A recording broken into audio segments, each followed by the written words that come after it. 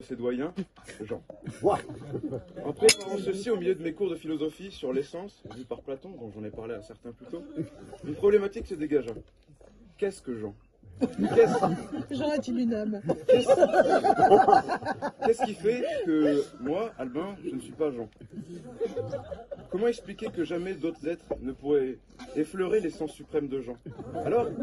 Alors qu'est-ce que Jean? Je ne leur dirai pas qui est Jean. Bon, ça va de soi. Il est juste ici. Cela me semble assez évident. Alors qu'est-ce que Jean? Chacun en a sa propre image, certes. Cependant, de communes émotions ou souvenirs apparaissent lorsqu'on pense à Jean. Jean, c'est l'odeur des copeaux de bois mêlée à celle du saucisson à 17h. Jean, c'est la liberté furtive sur un quad. Jean, ce sont des barbecues maîtrisés, des whisky bien dosés. Jean, c'était autrefois la fermeture des poulaillers qui scellait la fin d'une journée de vacances. Et Jean, c'est aussi des tenues assumées. Ça c'est aussi tabou, alors ça marche pas. Et Albin, je n'ai pas peur d'affirmer ici que chacun parmi nous se reconnaît dans ce que je viens de dire, une émotion, un souvenir passé avec Jean. Et si je me suis arrêté de faire cette énumération, c'est que tous ces moments partagés me semblent trop multiples pour un simple discours. Car oui, Jean c'est aussi un amour pour son terroir, qui engendre d'incessants récits sur la gloire du Mont Flankinois. Et j'en sais quelque chose. Jean, c'est aussi un visage apaisant, une barbe célèbre qui nous appartient un peu tous, tant elle évoque, conjointement, à son détenteur, des moments et des lieux et des souvenirs. Et je finirai cette énumération succincte en disant que Jean, c'est la passion. Il semblant être le créateur du concept du coup de tête.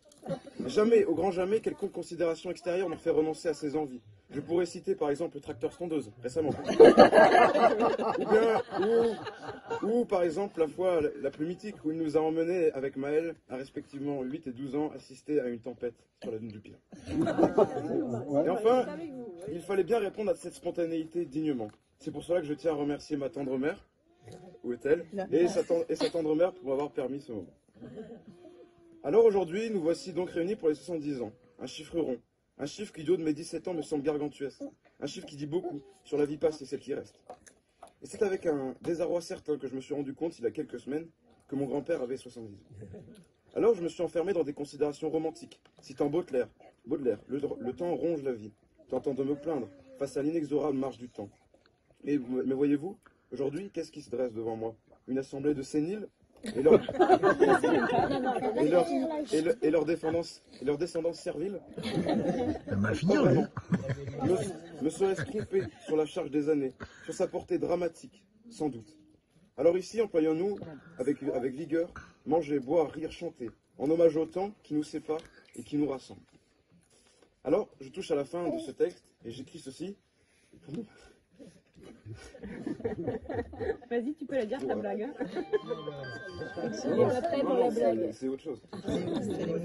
Pour mon grand-père et ma grand-mère, ceux qui... Quand je l'écris, c'était pareil. Hein. Qui m'ont vu grandir, tenus par la main, ouvert leur poitrine pour que j'aille pleurer. Pour tout ça, pour les moments, pour l'amour dans lequel je suis embaumé à chaque fois que mes pas se passent à la couchette, je me devais de dire ceci.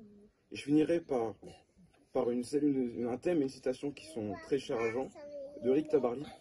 Naviguer, c'est accepter les contraintes que l'on se détermine. Voici le plus grand privilège de l'homme, dans les mémoires du large.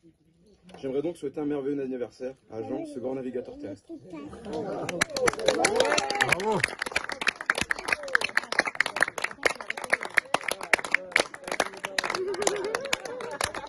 Regardez, ça continue. Ouais, il veut pleurer même. Ils sont fiers les parents parce que nous on est hyper fiers. Protège des mouches. Ah oui, c'est super. Et t'as vu d'autres? Tu vas te mettre avec quoi?